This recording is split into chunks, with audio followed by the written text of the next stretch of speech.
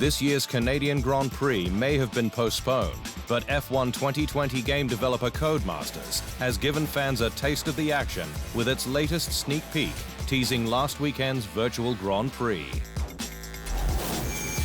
where Williams racer George Russell took his 4th straight win in the series finale to clinch the unofficial title. The Brit again in dominant form, 6.3 seconds ahead of Red Bull's Alex Albon at the flag. While Williams' success continued at a virtual Le Mans via its esports partnership with Rebellion Racing. Nikodem Wisniewski sharing the win with Louis Delatraz, Rafael Macchiello and Kuba Brzezinski. Silverstone is set to shake up its back-to-back races, with Pirelli confirming a different set of tyre compounds will be used for each British event as part of its nominations for the first 8 Grands Prix.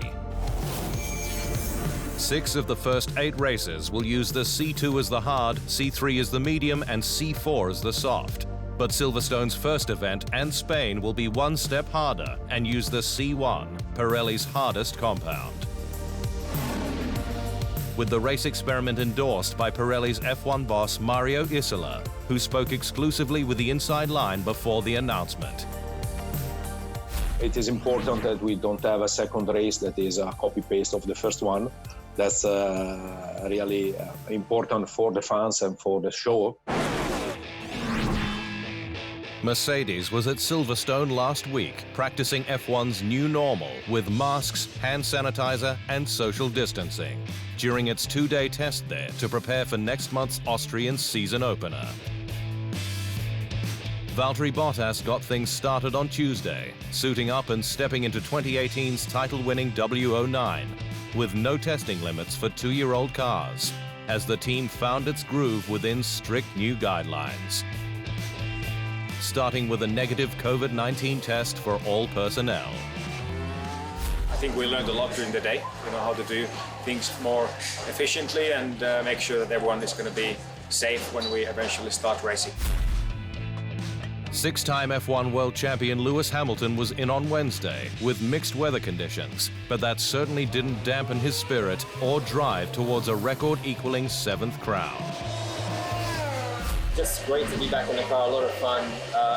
When you leave the garage the first time, you get this buzz, and it doesn't matter how many years you do it, it always feels new and fresh. Changes have since been announced at the team, with Mercedes AMG engine boss Andy Cowell set to depart. Hywel Thomas will replace him. The action will continue at Silverstone this week, with local squad Racing Point set to test its controversial RP20 on Wednesday, around the shorter national circuit layout. Racing Point's new Charger turned heads in Barcelona pre-season testing, with the RP20 dubbed a Mercedes clone by the media, its resemblance to last year's title-winning W10 striking. The Racing Point is a Mercedes clone, although they've got a lot of documentation to back up how they created that in a legal way within the regulations. Lance Stroll will be strapped into the car expected to lead F1's midfield. The Canadian the first driver to test 2020 machinery post-COVID-19, with the team using one of its 2 promotional days. Renault's 2018 RS-A team will be fired up this week as the squad prepares for the new season with its own 2-day test, and at the most representative track, Austria's Red Bull Ring, host of the opening races. The location, while an advantage for track work and team operation, was necessary given quarantine restrictions in both the UK and France, ruling out either Silverstone or Paul Ricard near Marseille. Daniel Ricciardo and Esteban Ocon will each get a day, with 2-year-old cars free from testing restrictions, with the Australian taking to the wheel first on Tuesday before handing over to Ocon. Valtteri Bottas's future in silver looks stronger, with the Finn revealing in an interview with Sky Sports UK that Mercedes is not considering free agent Sebastian Vettel for 2021. Bottas is out of contract at the end of the year, but admitted he had been very honest with the team about his future, with Vettel on the market and Mercedes protege George Russell considered next in line.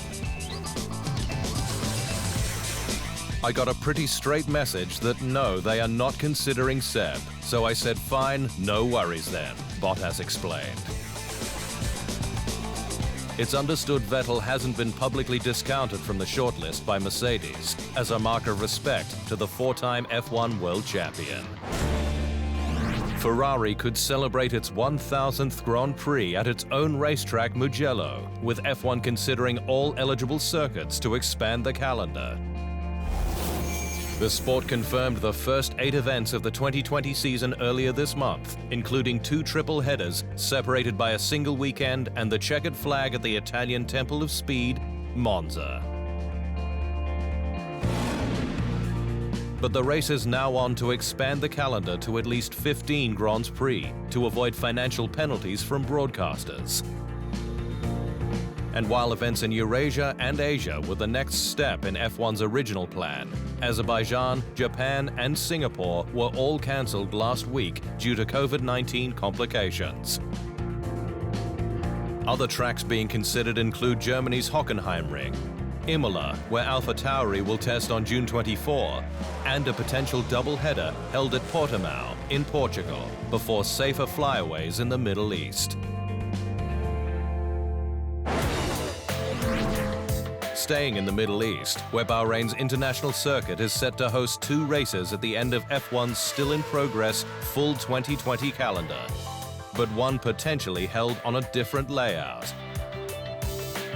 Bahrain's desert track has 5 different configurations, all of which hold the necessary Grade 1 FIA license required for F1 races, but it's the oval-style circuit that the sport is considering. Bahrain's shorter 3.543-kilometer outer circuit layout utilizes the opening part of the lap, but peels off at turn 4 for a series of high-speed sweepers before reconnecting with the F1 track at turn 13. The layout, only 200 meters longer than Monaco, would need 87 laps to reach the required 305-kilometer race distance, though time would be needed for its preparation for F1.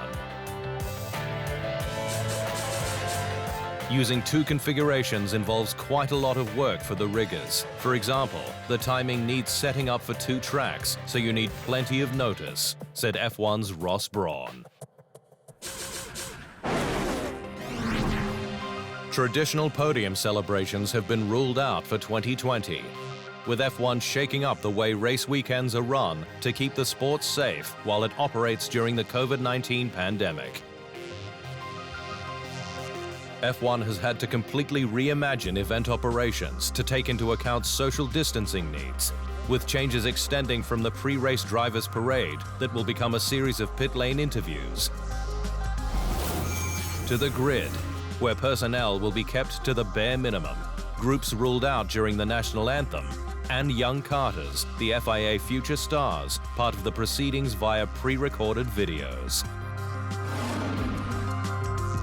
The grid is also where post-race celebrations will likely take place, though Ross Brawn, F1's managing director of motorsports, has admitted the sport is still looking at how it can best be presented for TV. One option would be to line the cars up on the track, and the drivers will stand in front of cars, he said.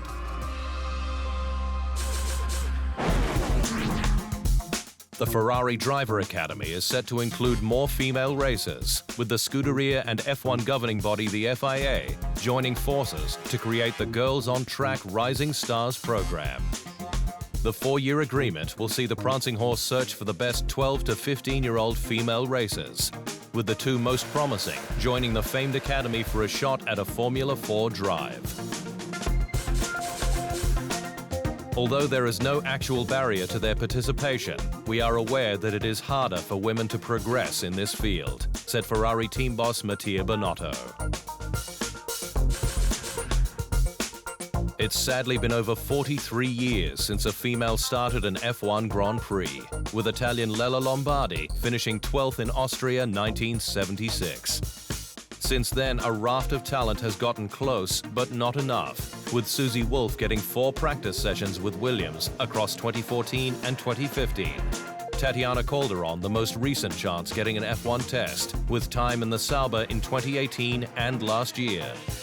Since 2019, all-female junior category W Series has also been promoting talent, with inaugural champion Jamie Chadwick earning a development drive with Williams. Its 2020 season was cancelled earlier this month due to the COVID-19 crisis.